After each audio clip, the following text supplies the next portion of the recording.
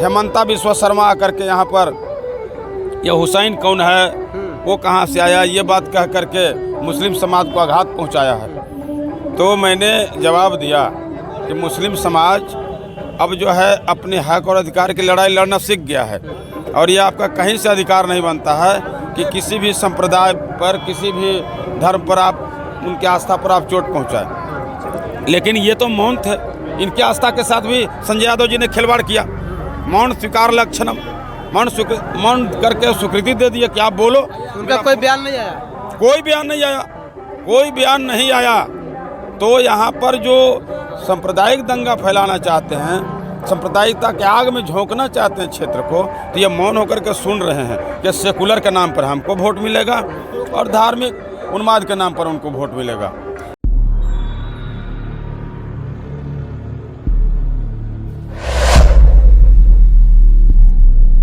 साथियों नमस्कार, आप देख रहे हैं नेशनल जनमंच बलराम कुमार के साथ और इस वक्त हम हुसैनाबाद विधानसभा में हैं और हमारे साथ कुशवाहा सुखविजय मेहता। सर, नेशनल जनमंच में आपका स्वागत है।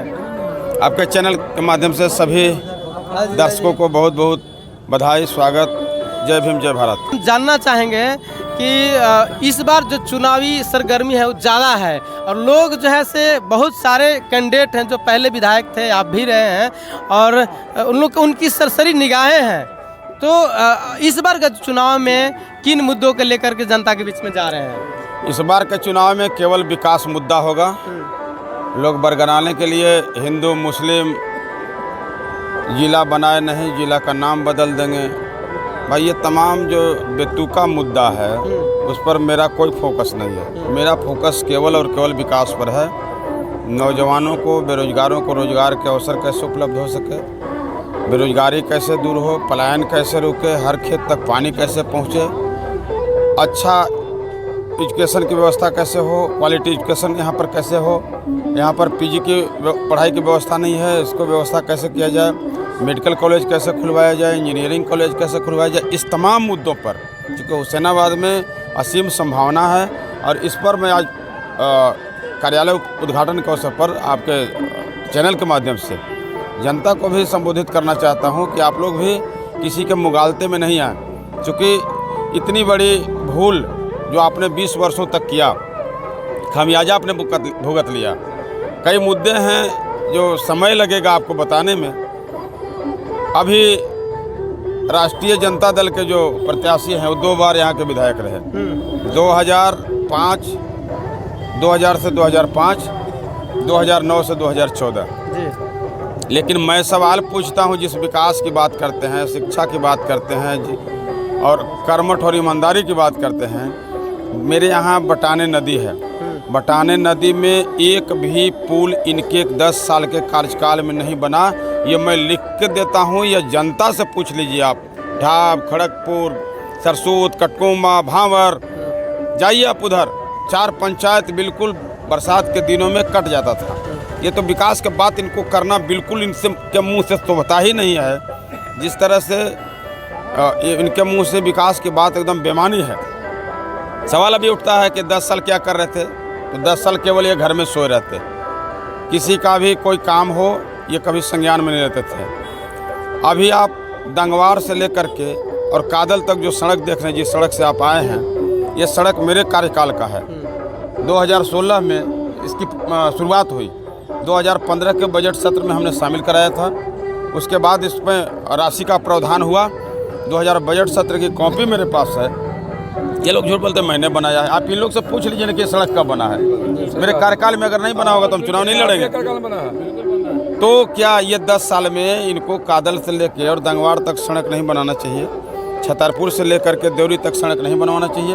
देवरी से लेकर ये क्या है बर यहाँ जो नहीं भवनदेवरी से लेकर के यहाँ जो आता है भरपूरा, ये सड़क इनको नहीं बनाना चाहिए था। सामूडीह मोड़ से लेकर के बिहार बॉर्डर तक इनको सड़क नहीं बनाना चाहिए था।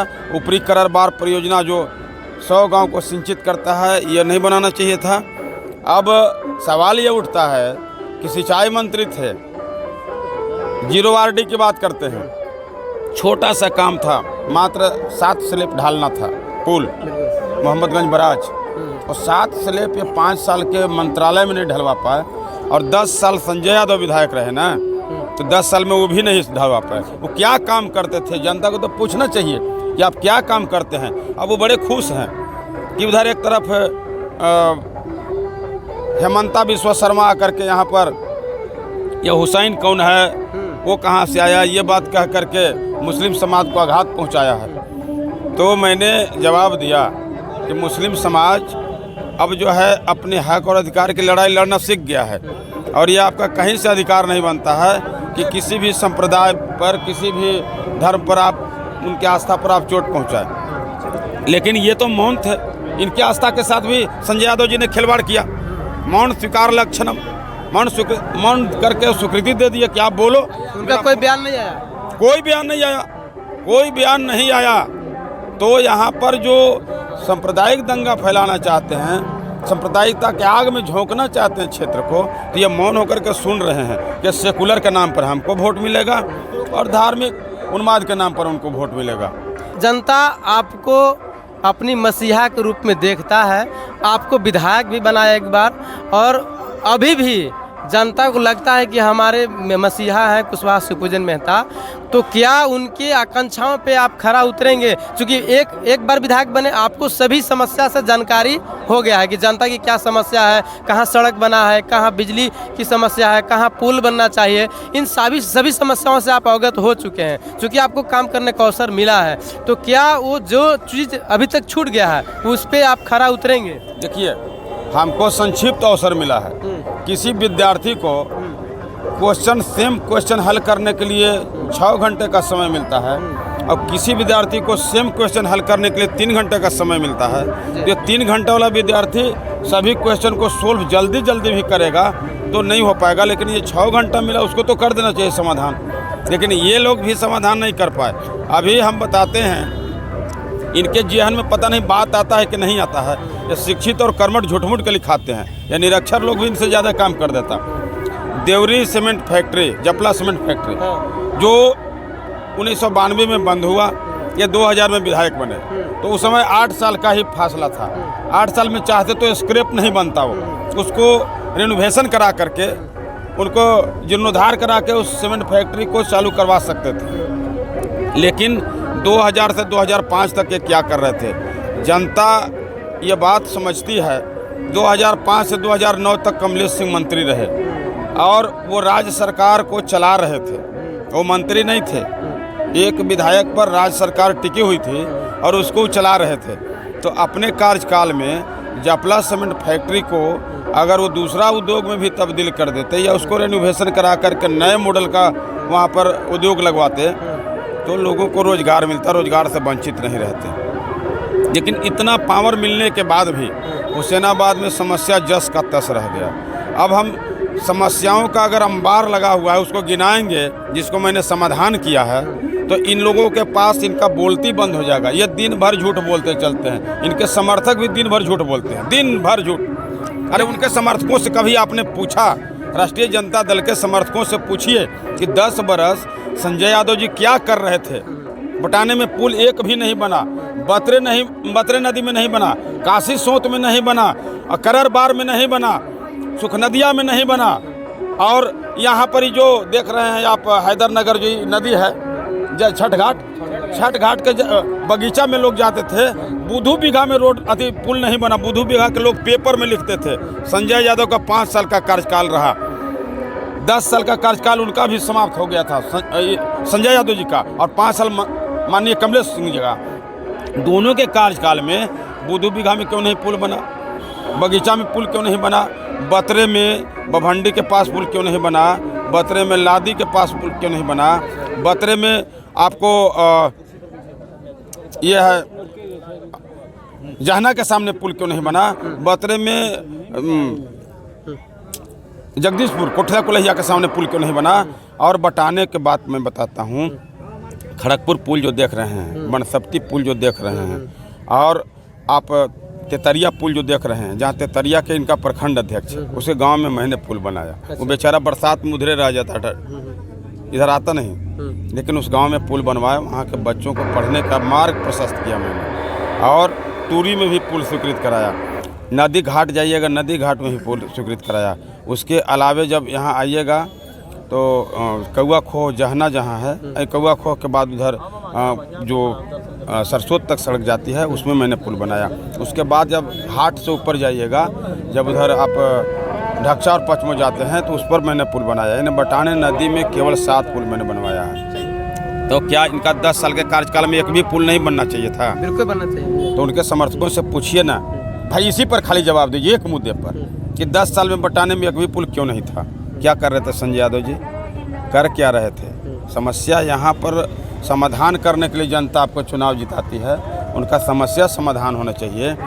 सीमेंट फैक्ट्री अगर नहीं खुल पाया था तो सीमेंट फैक्ट्री के जगह पर नया उद्योग लगाया जा सकता था, पावर प्लांट लगाया जा सकता था, लोगों को रोजगार का अवसर मिलता। केवल और केवल थोथी दलील करके लोगों को बरगलाने का काम करे, झूठ बोल करके अगर लोगों को बरगलाएं, तो अब जनता समझ चुकी है अपनी समस्या का समाधान कैसे कराना है, कौन प्रतिनिधि चुनना है, ये बात अच्छी तरह से जनता समझती है। अब सवाल ये उठता है कि आपने शिक्षा के क्षेत्र में क्या विकास किया? संजय यादव जी से मैं प्रश्न कर रहा हूँ, संजय यादव जी को अगर हिम्मत है तो हमसे डिबेट कर लें, हिम्मत है तो डिबेट करें कि आप शिक्षा के क्षेत्र में आपकी क्या उपलब्धि थी 10 साल में? रहमानिया उच्च विद्यालय तारा, जिसको मैंने अपग्रेड कराया, धनमानी उच्च विद्यालय पिपरा, जिसको मैंने अपग्रेड कराया, बक्सी स्कूल में 20 रूम दिया मैंने, हैदरनगर में 20 रूम दिया, मेरे कार्यकाल का है। इनको 10 साल के अंदर क्या शिक्षा के क्षेत्र में भी जरा भी आगे बढ़ना नहीं चाहिए था? बच्चों को पढ़ने के लिए चिंतित नहीं रहना चाहिए था? हम जब विधायक बने थे उसके पहले 2014 के पहले यहाँ पर बच्चों को पढ़ने के लिए 256 ऐसे एक फैकल्टी में था, जिसको हमने बढ़ावा करके अनगिनत किया। यहाँ नाम लिखाने के लिए कोटा सिस्टम था, विधायक का कोटा, मास्टर का कोटा, प्रिंसिपल का कोटा। तो जब हम हैदरनगर को +2 करवाए, अपग्रेड कराए, तो कोटा सिस्टम ख़त्म हो गया। क्या यह सब उपलब्धि उनके जिम्मे में नहीं था? ये काम उनके जिम्मे में नहीं था? तो उनसे तो हम सवाल पूछते हैं और जनता को भी पूछना चाहिए। आपके चैनल को जो लोग देखेंगे आपके चैनल के माध्यम से, तो सब लोग सवाल पूछे संजय यादव से कि आप शिक्षा के क्षेत्र में क्या उपलब्धि था, एक भी उपलब्धि बता दो। मैंने डिग्री कॉलेज बनवाया झरा में, कमलेश सिंह उसको चालू नहीं करा पाए 5 साल में। तो ये दोनों व्यक्ति मिल करके क्षेत्र के लोगों को मूर्ख बनाए हैं और ये सोचते हैं कि एक ए और बी टीम है।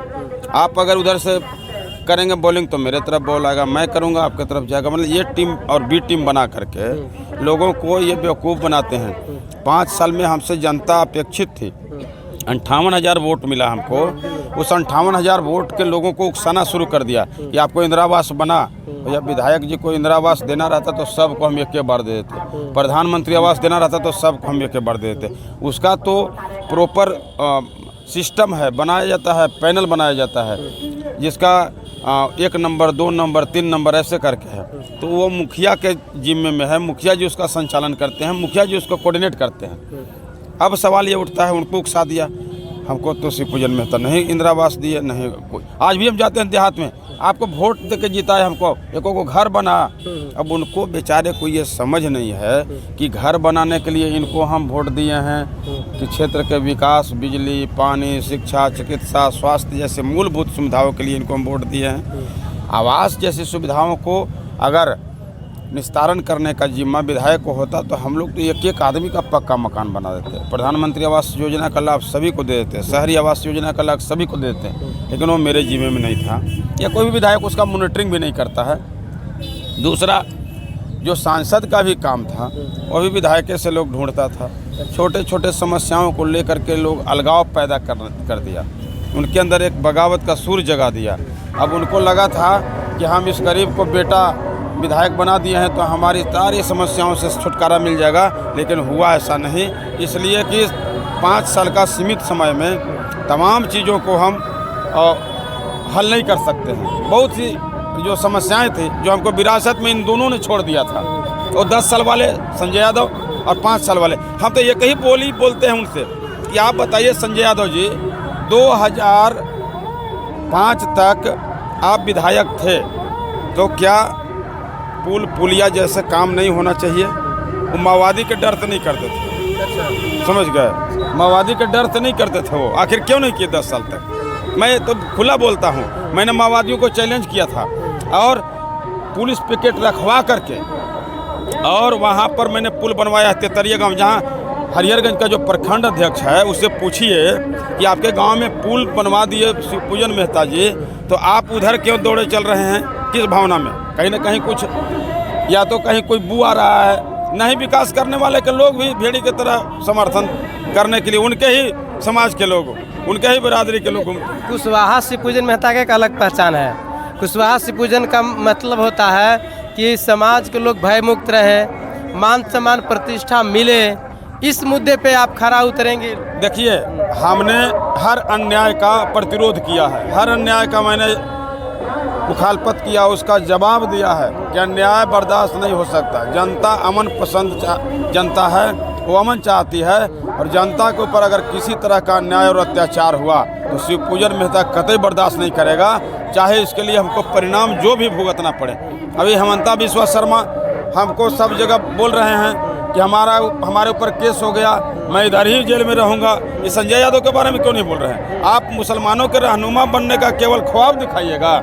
मुसलमान समाज से भी मैं पूछना चाहता हूँ कि पूछिए कि ये कुठारा घाट जब आपके आत्मा पर अगर चोट लगा है, तब उनके आत्मा पर अगर चोट लगा तो उनको पूछना चाहिए कि भाई आपको ये काउंटर करना चाहिए, आपको हेमंता बिस्वा शर्मा को जवाब देना चाहिए, क्योंकि अपोजिशन के आप लीडर थे।